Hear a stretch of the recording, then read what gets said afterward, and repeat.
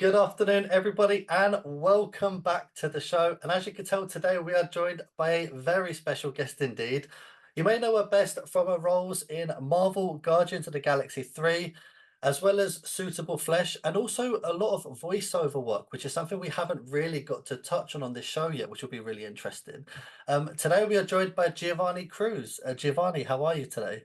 I am so well. Thank you for inviting me today. It's such a pleasure to get to speak with you.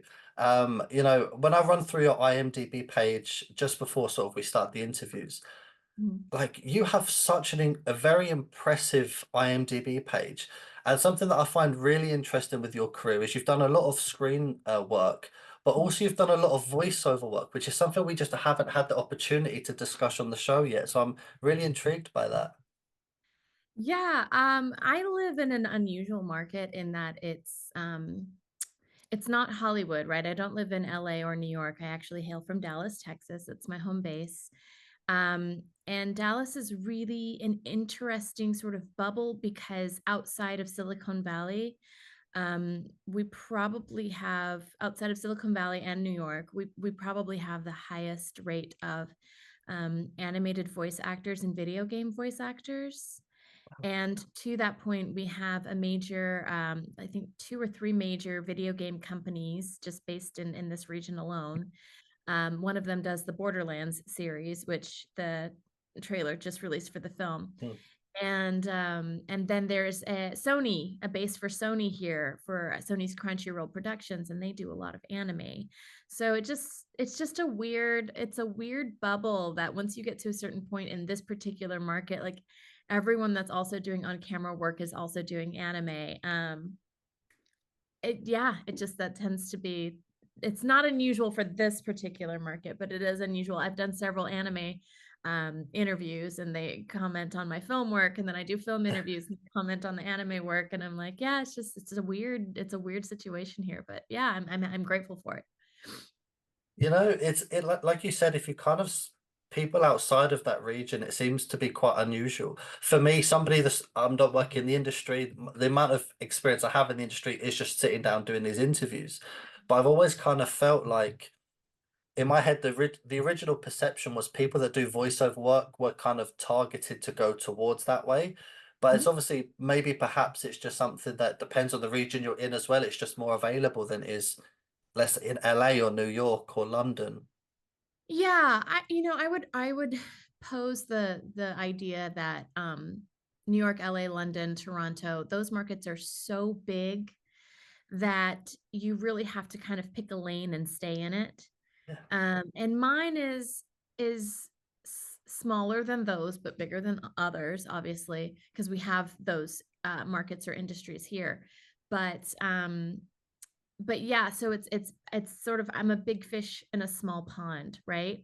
So I'm Mhm. able to do more. I'm not restricted to just one lane, and honestly I prefer it this way. I think it's part of the reason why I've continued to stay in this market, in this region, because I don't have to pick one lane. I get to play in all the lanes.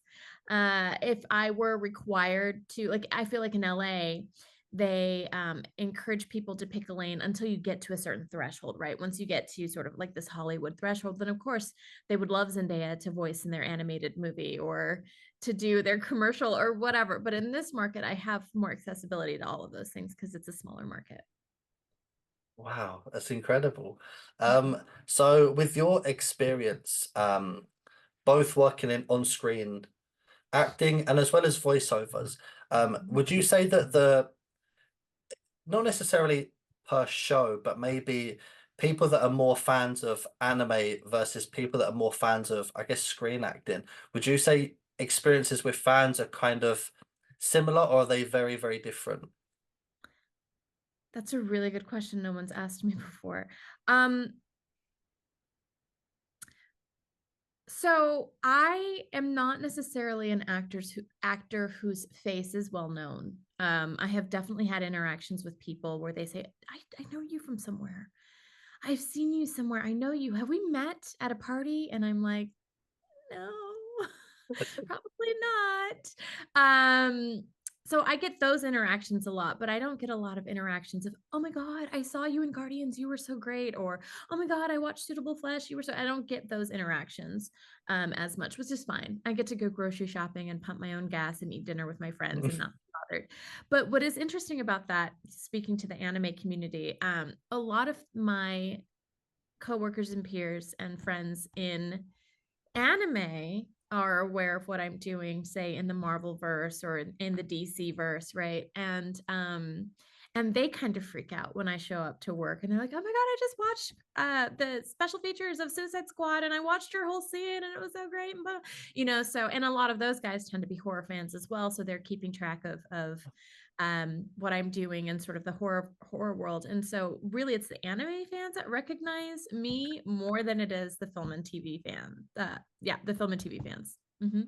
Yeah, I feel like if they're fans of the shows you're working in, well, voicing over for anime, I feel Mm-hmm. like there's this thing about they hear this voice, so they probably go, I want to know who's doing the voiceover. So then they Yeah. find your name, and then they're like, I'm gonna follow your career. So that's a really cool experience, actually. Yeah. It must be kind of interesting.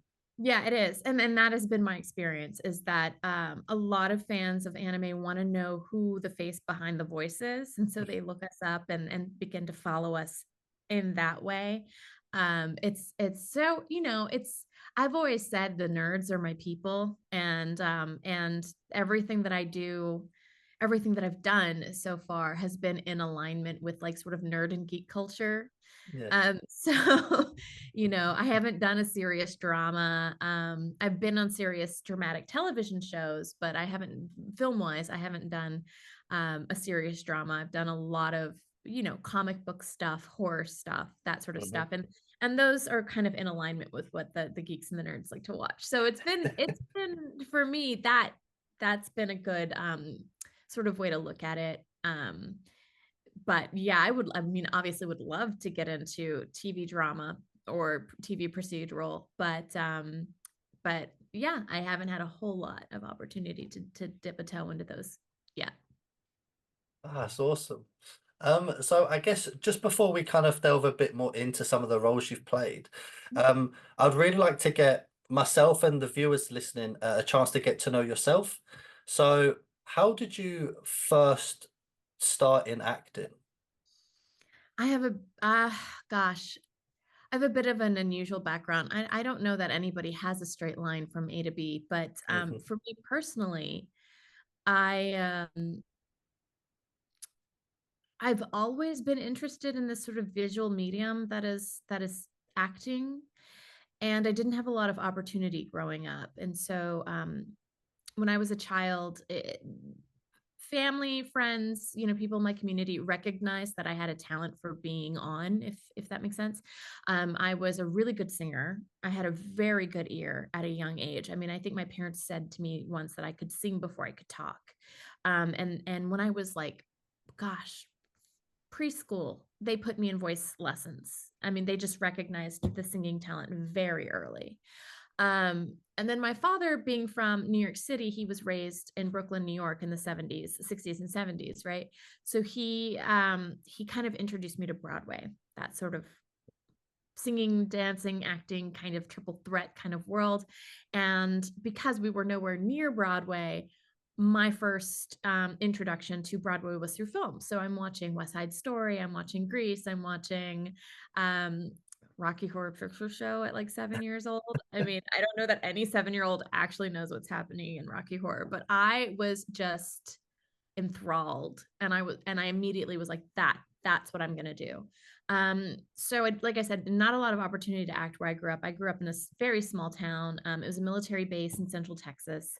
The whole world revolved around the Army and football. So if you're, a little girl wanting to get into theater, I mean, it's not the most nurturing place to do that. So all I had was music. Um, the only thing that was being nurtured was music, except for at home where my daddy was nurturing, musical theater. So when I was old enough to kind of leave the nest, I chose to go to school for opera theater, because that was music, singing was the thing that was being nurtured. And I was a very good singer. So I got into one of the most competitive programs in the country to be an opera singer. I don't know why opera, and why didn't I just try to go to New York, or I don't know. But but I landed in opera. I did that for 5.5 years. And while I was doing opera theater, I really got an itch to do like legit theater. Because opera is a lot of park and bark. It's a lot of like, I'm going to stand here and sing a sad song about why I feel what I feel, but there's really no acting behind it. It's all very technical. But I would often get cast in these shows because I would emote, a lot in my singing. And I had, teachers that would be like, let's cast her in the show because she's actually an actor. So I started to dabble in student film, student productions around, and I really dug being on camera. I really dug sort of like the whole process of filmmaking from beginning to end, the writing, the producing, the directing, the lighting. Like, I just am fascinated by all of it and became just very aware that that is what I wanted to do instead. So I quickly switched my focus from being a singer who acts to an actor who sings. And from there, it took off. I was doing commercials within a year. I was doing industrials. I had my first SAG movie within 3-4 years. And from that point on, I was in the writer's room at a TV show called Queen of the South. So yeah, I just kind of took off after that. It's funny. When I was doing my research about you, I had no idea that you had a background with, especially opera. Like, I Mhm. always think when I think of music, I kind of feel like people can fall into music, whether it's, rock or country or hip hop or whichever it is. But opera is a very special So specific. training, yeah. So like was that something, like you said, was that something you did when you were sort of singing, was that something that you just it directed you towards opera, or was that, how did that kind of come about? Yeah. So I hmm, I have to be careful how I say this, because how I Yeah. used to say it's not exactly politically correct, but I was the only little white girl in the black choir, right? So I was in a gospel choir at school. I mean, I'm not white, I'm Latina, but skin tone, I stuck out like a sore thumb. And I was singing in gospel choir at a really young age. And a lot of the gospel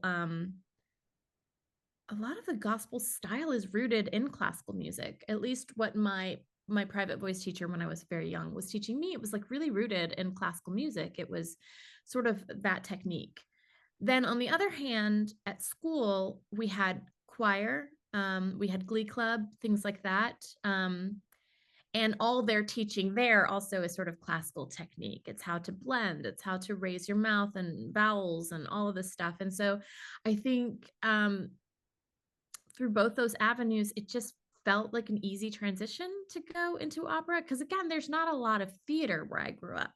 So it's maybe there was like one musical every 2-3 years that I could participate in, where we could practice different styles. We did have a show called Cabaret that we would do for as a fundraiser every year, and people could sing and dance and do whatever they want. It was like a variety show. Um, where I would sing pop tunes, very popular pop tunes, but really the training was all classical. So it just made sense to just go to keep going classically. If I think if there had been access to more theater or musical theater where I grew up, I think I would have sought out more of a musical theater background. Mhm. I think I would have a very different path right now. I think I'd have a very different career. I think I'd be in New York City, probably pursuing Broadway. Um, but that's not what I had access to. And so my choices were dictated by access. And I think about that all the time. I think about, why didn't I go to a theater program? Why didn't I go into Broadway? Why didn't I? And I have to go back and go, well, I didn't have access to these things. I really didn't. And the competition is fierce for a lot of these programs. So it's not the way it happened for me. Yeah, I think it's always one of those things I find with, I think, anyone in life, that they have these thoughts of, I wish, hindsight's a great idea, right? So you love the idea of, I wish, why didn't I do things differently? But Mhm. as you said, when you sit back and have the broad perspective, the cards you were dealt in life, you've made the Right. best of those opportunities. But who's to Exactly. say you can't always go down to Broadway in the future? You know, that's a I beautiful thing with think acting about is that all the time. I do. I think about it all the time. My one of my best girlfriends is right now she's on Broadway. She's one of the Fates and then the Persephone cover in Hades Town. I don't know if you're aware of that show, but I went to see her. My husband and I went to Tribeca last year for Suitable Flesh. And while we were there, we caught her in Hadestown, and I just could not help myself. I wept the whole show, and not particularly because the show was so sad, but because of my childhood part. My inner child, I think, was sad that that wasn't my experience, but also I was just so proud of my friend for being in this really incredible show that I wept the whole show. So yeah, my husband was like, "What is wrong with you?" I was like, "I don't know." Um, yeah, so there's it's just yes, I love what you said about doing the best with the card that I was dealt because that has always been my interpretation of things was this is the hand that I'm dealt and I'm going to do the very, very best with what I have. And who knows in the future with my background that could mean anything. And in fact, part of the reason why I'm in anime now is because of this opera background. Because one of the girls that was, well, she's a woman, but one of the women that was directing at the time, she was also a music student in the same program. She was in my studio. She was working on a little show called Dragon Ball Z. And she said, you should come out and audition. And I was like, I don't know anything about anime. I don't watch it. She goes, I'll coach you. I'll coach you. And so if it even wasn't for that opera program, I wouldn't be in anime. So it's the hand that was dealt. You know, I've got this feeling that at some point, whether it's like on a social media page or somewhere, I'm gonna see your name and it's gonna say you've made like a Broadway musical, and I'll think Uh, back to this interview and I'll be like, there was a gut feeling that was gonna be there. well, if Hugh Jackman can do it in his late 40s, 50s, I'm young. I've got time. Loads of I mean, the time. world's not as kind to young women or older women or aging women as it is to men, but there are women like Sutton Foster on Broadway, Patti LuPone. There's some greats out there that are still, in their later years that are still killing it. So I'm like, maybe, fingers crossed. Maybe if I Absolutely. talk about it enough, maybe it'll just manifest. Manifest, yeah. Yeah. So even with that aside, when I kind of sit here and, as I said to you before, when I go through your IMDb page, you've worked on some absolutely colossal sets. Yeah. You mentioned sort of Queen of the South, uh, Mhm. obviously Guardians of the Galaxy 3, Suicide Squad. So regardless of the size of the role, what was your general experience working on a set that's of these kind of magnitudes? Um, being that the nerds and the geeks are my people, when the audition for when the audition for Suicide Squad came out, it didn't say Suicide Squad. It said Untitled James Gunn Project. And because I keep up with the nerd things, I knew James had gotten fired from Disney. I knew Warner Brothers snatched him up. I knew he was doing, I hate when people say a reboot. It's not a reboot. It's sort of a play on the Suicide Squad. And I knew he was shooting it in Atlanta around the fall. Like I knew all of these things because I keep up. And so when this audition came through and it said Untitled James Gunn Project, I knew immediately what the project was. I knew immediately how, like, what world I was living in, how I had to play it. Because James doesn't do anything straight laced. He's never 100% drama. Yes, there's drama in his projects. He definitely tugs at your heartstrings, but he plays a lot with tongue-in-cheek comedy. And I knew I couldn't play this so serious. And there was even a note. It said, "This is a comedy." And I was like, but the line was the role was very serious. The interpretation of it could have been easily missed.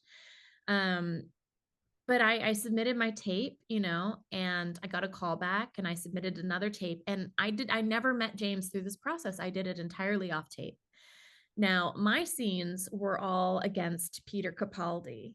And Peter Capaldi had the grand misfortune of being somewhat cut, his storyline being somewhat cut from the Suicide Squad film. So then my role was cut as a result. But I didn't care. I mean, I get to work with Doctor Who. Like I get to be Doctor Who. And so that was a beautiful experience. The day I walked onto set was the day I met James, because again, I'd never met him in the casting process. It was all off tape. It was just me in my little corner of Dallas putting things on tape. In fact, this is my taping studio here. We're in my taping studio. But it was me in my little corner of Dallas, doing sort of in a vacuum, working in a vacuum off of notes by myself. And so I get to set. It's the first day I meet James, and it was the hardest thing I'd ever done in my life. The set was so massive. They had planned, it was very cold outside. We're outside. They had planned to dump gallons of water on us that had been sitting out overnight. So, in addition to this very complicated costume that I had on, that had layers and wires and things, I had a wetsuit on underneath, and the set was like 3 football fields big. It was massive. There was nowhere for me to sit down. There was no way for me to sneak away to grab a snack. James likes to take rolling lunches, which means we don't stop for lunch. They just hand you a box of food and go eat when you can. And of course, me working with Peter that day, it was all about us. It was all about our scene. And so I didn't have a chance to eat. So I was dealing with a lot. I was dealing with sort of the pressure of being in something so big with a scene partner like Peter, with James watching me for the first time. I'd never met him before on this massive set, in this wardrobe that was a little bit tricky. And it was like if everything could just be piled on, it was a baptism by fire. That it was that day. So anything that I've done since then has been sort of a relief, a walk in the park, and a lot easier because I think the universe was kind of setting me up for like learn these lessons right away so that you can just go ahead and move on and know what you need to do the next time, and so you can do your job well. But it just kind of it was literally the hardest thing I'd ever done in my life. um but yeah, so that was my experience on Suicide Squad. And you mentioned Guardians. I thought James hated me, if I'm being honest. I was like, oh God, he hates Really? me. He hates me. He's never gonna talk to me again, because it was a tricky day. It was very difficult. Mhm. And that was just me. That was just my ego. That was just my ah, like person coming through. Imposter syndrome, whatever you want to call it. Mhm. But he didn't, and we worked together to do a special screening of the Suicide Squad for a Latino audience in Dallas over COVID. And then he invited me, no audition required, to join the cast of Guardians 3. So he doesn't hate me. Um, I think feeling insecure because it was such a tough day. Do you know, it's as you said, it's one of those things that you feel like, although during those times in your life, you feel like, I don't know how I'm going to get through and cope with this. But then you start to assess it afterwards and feel like, if I manage to deal with that, Mhm. everything else is just a light breeze. Right. Right. Yeah. And that's kind of the way I see it now. At the time, I don't think I appreciated um that it was a challenging day. I just think I felt like I didn't rise up to the occasion. And I don't know why I walked away with that feeling, but I endeavored to never feel that way again, and to kind of um go through like the mental Rolodex or the mental checklist of, okay, what happened? What could I have done better? What can I do next time? And I did. I was due like the next week to be on a set for a movie called Reminiscence with Hugh Jackman. And I was due to be Hugh Jackman's scene partner like the next week. So all of this stuff was happening very quickly for me. It was Mhm. 2019. I'd done a lot of indie stuff, a lot of television, but this is like back to back Warner Brothers features. And I'm doing both of them with James and with Peter, and then over here with Lisa Joy Nolan, who's married to Jonathan Nolan. and co-creator of the TV show Westworld, and I'm on her feature film across from Hugh Jackman. And so, 2 weeks later, I'm working with Hugh, and I felt a lot more confident because I was able to say, this is what I need to do my job well, based on that first experience with James and Peter. So I learned quickly. I'm a fast learner. I make quick adjustments. So um yeah, it was, yeah, definitely baptism by fire, but I think moving forward, I know what to ask for to do my job well. Yeah, absolutely. So you kind of touched on briefly as well that with that experience it led you to do Guardians of the Galaxy 3, Mhm. which to me, again, as you said, kind of all the geeks, the nerds, especially the people that are diehard DC or Marvel fans, I feel like if you ask most fans of the Marvel universe, they would say they'd love to work on a Guardians of the Galaxy movie because it just looks like the coolest, most fun time. Again, so in correlation to what your experiences was on Suicide Squads, how was it to Guardians of the Galaxy? Yeah, so James invited me to be on that set, and I had literally no clue what I was doing. I had got no script. I got no character breakdown. It was over COVID, so in addition to Marvel's very intense security, I had to jump through several hoops to be included in this project because, I mean, at the time, the Screen Actors Guild had all these rules and regulations surrounding how to provide a safe set. And so it was really beautiful in a way. It in contrast to my experience on Suicide Squad, where I went to work and then I went home and I felt sort of like disconnected. We had to stay in a bubble for Guardians. So I got really close with my castmates. I got really close with the crew. I was there for on and off about 3 months, and so we really kind of connected like a family. In addition to that, I can attest 100% a Guardian set is the most fun. They are they the so where I was a person, I lived on Nowhere. I was part of James's sort of Greek chorus of Nowhere. He had this idea to have like about 4 or 5 actors that if you saw them in particular, you would know that they're attached to Nowhere. And so I was a part of that little Greek chorus for him that showed up periodically so that you knew like, oh, this is Nowhere. And yeah, the set for Nowhere was really cool because everything was practical. Like you could walk onto set and it's all sandy, and you could walk through these buildings that they had built. Like they built out this cafe, they built out I was the Orloni Peddler, so I had this little Orloni shop with a kitchen inside, and it was like an actual kitchen.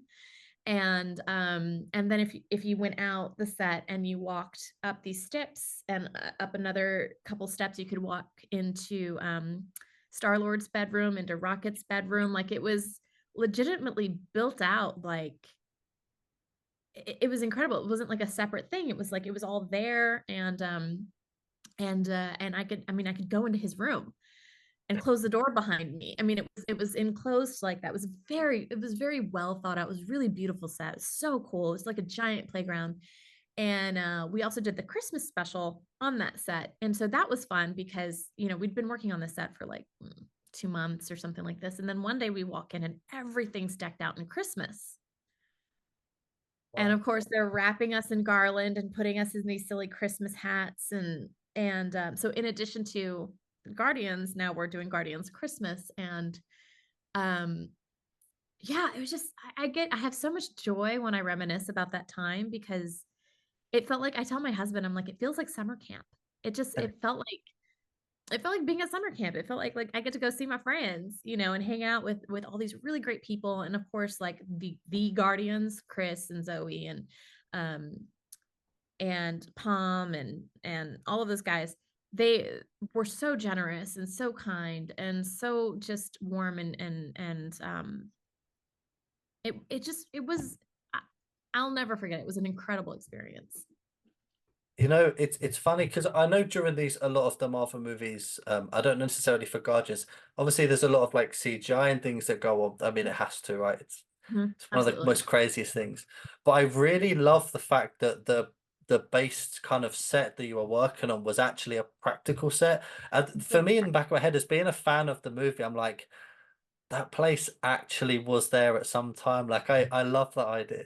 Yeah, it was a living, breathing space. There were beds in corners. There were, there were chairs and things. And they brought food onto set. Um, like there's a scene where you can't really see me, but you do see my hands. Karen as Nebula is handing out these like Orloni, right? They're these little like lizard looking things on sticks. And of course I'm in the kitchen handing them these Orloni on sticks. And the they were actually edible. They were made out of, I want to say, Jello, like they were a Jello mold painted in, I think, raspberry or rhubarb, sort of like it looked like barbecue sauce, but it was like raspberry jelly or Wow. jam. And but every actor had a different dietary need. So um Drax, oh gosh, um my brain just farted on his name. Dave. The Dave Bautista, yeah. So Dave is I don't know how, but Dave is vegan. He's massive and he's 100% The vegan. Yeah. biggest vegan I've ever seen in my life. I know. Dave is vegan. So we had a vegan Orloni for him. We had a gluten-free Orloni for Palm. We had a gluten-free Orloni for, and then we had like regular Orloni for Chris and whoever else. And I had to memorize like, okay. And they were like actually licking them and biting them and then handing them back to me so I could do it all over again. And I had to remember, I'd be like, okay, this is the vegan one, this is the gluten-free one, this is the one that's got it. And I had to sit there and memorize the order, like, and just keep handing them out. And I think we did that scene 5 or 7 times because I had to do it from like so many different angles and all the stuff. And but it was all, I mean, it was actually edible. There was a lot of food on set that was actually edible that they just created for nowhere. That kind of blew my mind a little bit. And fair play to you, because that's a lot of pressure to remember like whose food belongs where. Mm-hmm. Yeah. Yeah. I like I said, I have a really good memory and I learn really quickly. And it's funny because the guy who I when I start looking around, that's because I'm visualizing and Yeah. remembering. And the guy that's the main props guy for all of Marvel, he handles all of the Marvel props. In fact, he's got an Instagram page, I think, called Marvel Props or something, like the Marvel Prop Guy or something like this. But he's on set that day handing me, going, this one's gluten free, this one's vegan, this one's da da da.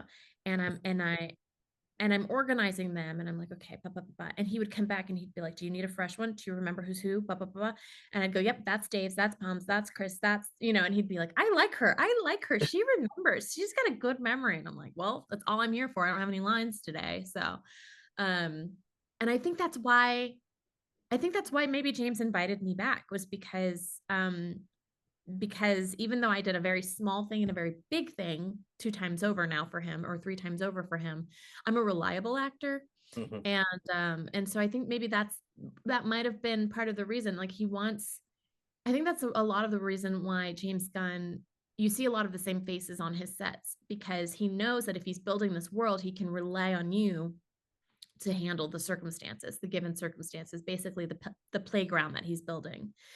Um, and so that's what I think. I look back on a lot of his movies and I go, now that I have been in, 2 of his worlds, I'm going, oh yeah, there's so and so, and oh yeah, there's so and so, and oh, he invites a lot of the same people back Mhm. for that very reason, and their roles might vary in size. Some might be, in this world it might be bigger, in this world it might be smaller, but yeah, like he's got one of his best friends is a gal named Michaela, and if you look in all of his movies, Michaela has a cameo, every single one, and it's a little part, but she's in everything.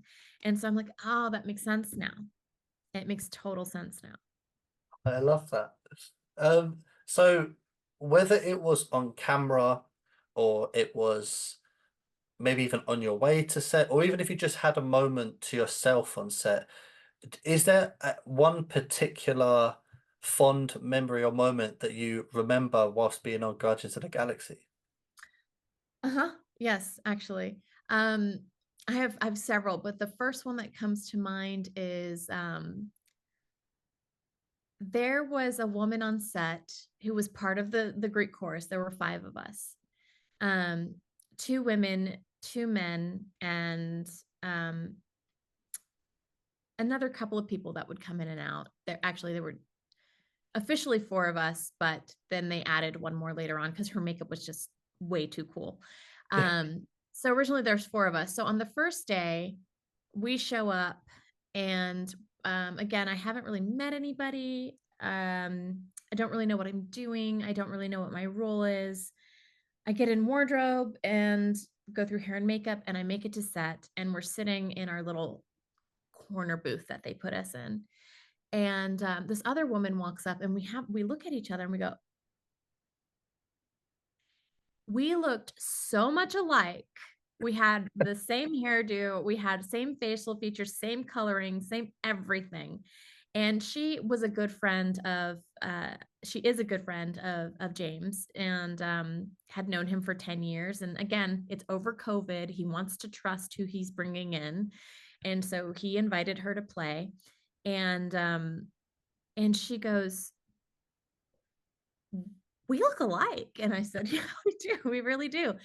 And she goes, what's your name? And I go, well, I'm Giovannie. I go, what's your name? She goes, I'm Sarah.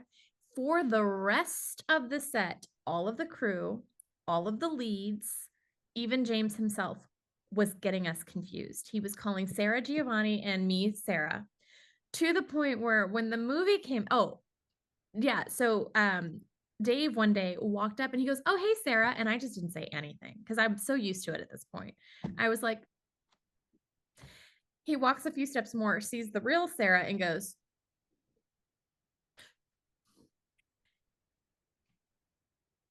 who are you? And I'm like, I'm Giovanni. Hi. Hello. Good to see you today. He goes, oh my God, I thought you were Sarah. And I go, I know, it's been happening. It's fine. It's totally cool. So when the movie comes out, there's a scene where a woman gets like, you see my face. I'm like, whoa, are those kids? It's like in the third act, big close up, right? And then like some moments later, you see a woman that looks like me get attacked by a monkey. Everyone thinks it's me. Every single person thinks it's me. And I'm like, that is Sarah. That is Sarah Alami. She was also on set that day. She's the one that gets attacked by the monkey. And then I keep a picture on my phone of the two of us standing together, and I go, this is the person that you're thinking of. It was not me. It was Sarah. So yeah, it was just constant, like over the 3 months, just constantly people getting us confused. And it was a fun game. Eventually it was like, is this what it feels like to be someone's twin? Like what? Do you know what? It's really, I think for you the experience must have been better seeing as you both kind of clocked it before it became like a thing. Because I can Mhm. imagine if you two never crossed paths and everyone was calling you Sarah, you'd be like, there'd be this thing of I need to meet this person that looks like me right now. Met her first, and then it was, but and it could have gone the other way, and this is I think a testament to James. There are so many people in Hollywood that Yeah, do not want to be confused with anyone else. It's all ego, right? They want to be like the one.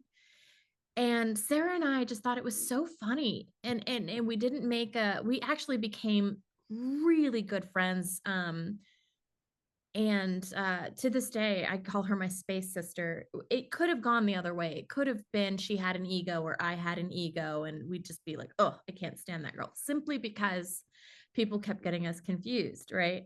But instead, we embraced it and we became really good friends. We played pranks on people, we made it fun. And I think that's a testament to James that most of the people that work on his set, I can't speak to everybody because they're so big and I yeah. don't meet everybody. I just meet, the people in my cohort, but everyone that I met was so personable, so kind, thoughtful, And even when there were hard days on set, because it was a huge set, we're working over COVID, um, things are changing constantly. I don't feel like anyone was out of line or rude or anything. And that really comes from the top. Whenever you walk on a set, and everything feels cohesive and people feel like they're really gelling, that comes from the top, because I've been on sets where it's the opposite, and that mood came from the top, you know. So I think that's a testament to how James runs his sets. Yeah, and do you know what? I think for them as well, the people at the top and also your co-stars, because I think you both played it as like a joke. I feel Mhm. like that always people remember that because, like you said, if one of you had an ego and started to erupt or got angry every time somebody got it mixed, there'll be this thing of people saying, "Oh, like maybe you become like a problem on set or you bring like a negative vibe." Whereas because you Yeah, played it off as I a think so. joke, people are like, right, okay, cool. You know, they'd have to Yeah, bring that kind of positive vibe back. right. Um, I just want to quickly ask you as well, in regarding to your voiceover to your screen work. Mhm. Obviously, I know your screen work, the prep can vary depending on the role and how much sort of screen time you have, etc. But do you have a general foundation for your prep? And does your prep differ between you doing, like, say, screen work and voiceover work? That's a really good question. My experience on a lot of the projects that you named um, has been such that I've gotten my foot in the door, and then I had to audition for that. I had to prep for that. I had to really do some homework, really think about what I'm saying, the lines, and so on and so forth. And then I just get invited back. So as I mentioned with James and Guardians, he just invited me back. There was a feature film I did called Jacob's Wife with Barbara Crampton. She was Mhm. producer and the lead in that. And then she did another movie and just invited me back. So um I never auditioned for those things. And so in the voiceover, it's really similar. I might audition for two or three things in a show. And often maybe I don't book those roles, but I just get invited to play other roles. So it's really, oops, sorry. Yes. I shifted my whole table. It's really it's really interesting that that my experience has been, yes, I audition, yes, I prep, I might even coach on something, but I don't know if it's that I've got a good attitude or I'm pleasant to work with or easy to manipulate, into sort of the role or whatever. But Yeah. I just get invited back, and I know that's not everyone's experience, but I mean, I've been doing this for 10 years, and I develop relationships with people, and I feel like at some point they just know me and know what I'm Yeah, capable of of. course. And yeah, but for new shows, for bigger projects, like I'm auditioning a lot in New York and LA right now, and those are markets that do not know me. And and so what I will do is, let's say I get a TV role. It's a pilot, it's a big character. It's maybe one of the leads of the show. I have a very, like, I've got it systematized. I will print out my sides. I will go through the breakdown. I will research who's running the show. I will research who is writing the show. I will research who already has been cast so I can start to build sort of an imagery of the world in my head, because Hmm. people tend to stick to their genres, right? Right. For instance, if we think of George Lucas, right? Hmm. Willow and Star Wars are still high fantasy. And if you know that the show is maybe not Star Wars, but it's like something like Willow or something like that, okay, this is sort of a high fantasy world. Let me start to make my brain think of those things. So I start thinking about the genre, and then I break down the script. Then I go through with that in mind and break down the script and go, what are the given circumstances? What are the questions that I need to answer that aren't answered in this? Oftentimes they don't give you a full script anymore, they just give you your pages.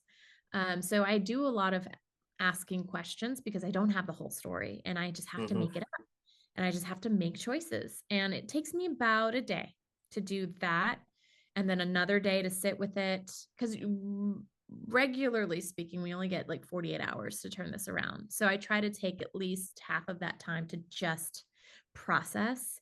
And sometimes, yeah, sometimes it takes more time, and it's like under the wire, like I'm taping it maybe 3 hours before the audition is due type thing. just because I really want to spend as much time with the material as possible. And I've had some luck with that. Um, I've had some luck with that, but it's the industry post this last SAG strike has changed a lot. Hmm. Um, and so it's a bit dry right now. There's not a lot of stuff casting, and there's not a lot of, I don't know, it's odd. It's just the strangest thing. Like, I mean, I'm auditioning all the time, don't get it twisted, but Hmm. um there have been years where I've actually been resentful because it's too much and I can't keep up, Yeah. but this year I'm like, oh, I can keep up. So it's slower. It's, but yeah, it's a process. It is a process for sure.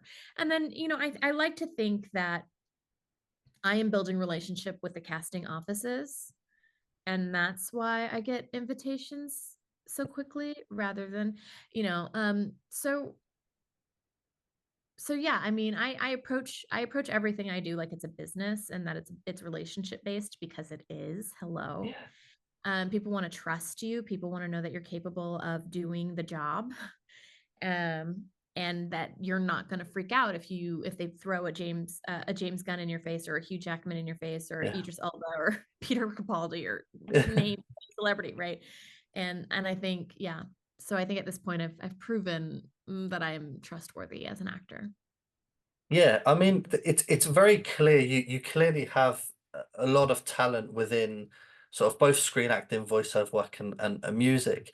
But I think Mm. for you, I think again, even just sitting here speaking with you today for this sort of the first time we've ever spoke, you have a very really nice way about you, really calming, Oh, really pleasant, thank you. nice way. So I feel like you probably emit such a nice positive vibe that people are like, I'd really like to work with her. So, and obviously naturally having the talent to back that up, it's kind of going to be a win-win for you, whether it's not that role particular, but there's like they've earmarked for another role. Right. Yeah. And there's always something. And like I said, I've done a lot of little things and a lot of big things, but I think I have the sensation that I'm not too long for just small roles. I do think that at some point in the near future, I'm going to get that big ask. And I take my work very seriously. I take my training very seriously. I take my craft very seriously.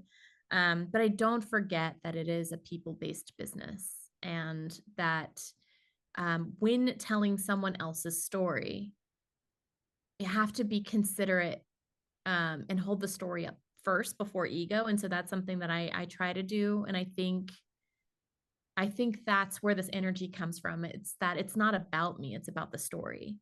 It's not about my place in the story. It's about the whole story. Mm. And I am here to serve the story. And honestly, I think it's a point of view that a lot of European film actors take, especially people who've gone through, the university, or the conservatory programs in the United Kingdom, tend to put story first. And I admire most those actors. I have a lot of American actors that I admire, but the ones that I tend to really admire most are the UK based actors. I love the work ethic. I love and maybe it's a connection to the classics, right? I feel like a lot of actors that go through um, the conservatories in the UK have this connection to Shakespeare, and to some of the Russian greats, and so on and so forth. And I think because of my opera background, can I too connect with that and Yeah, that I work ethic. understand that. So yeah, I wonder, I don't know. I wonder if that's what it is. That's really interesting. Um, Uh, I've only got a couple more questions for you because I know sure. you're running very short on time. Um, Oh, yeah. yeah. So one of the questions is it's an important question because we have to get this one in because I ask every guest. Okay. I don't know why this started. I have no idea why I started asking this question, but it's become a thing now. So out of every single set you've been on entirely, what set catered the best food for you? And it doesn't Mm, mean anyone else was bad, okay? yeah.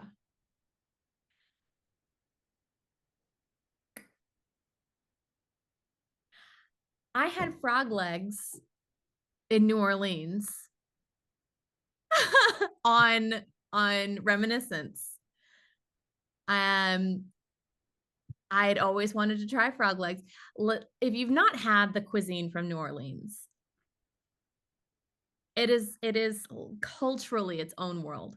Yes, it's a part of the United States, but New Orleans is culturally its own experience.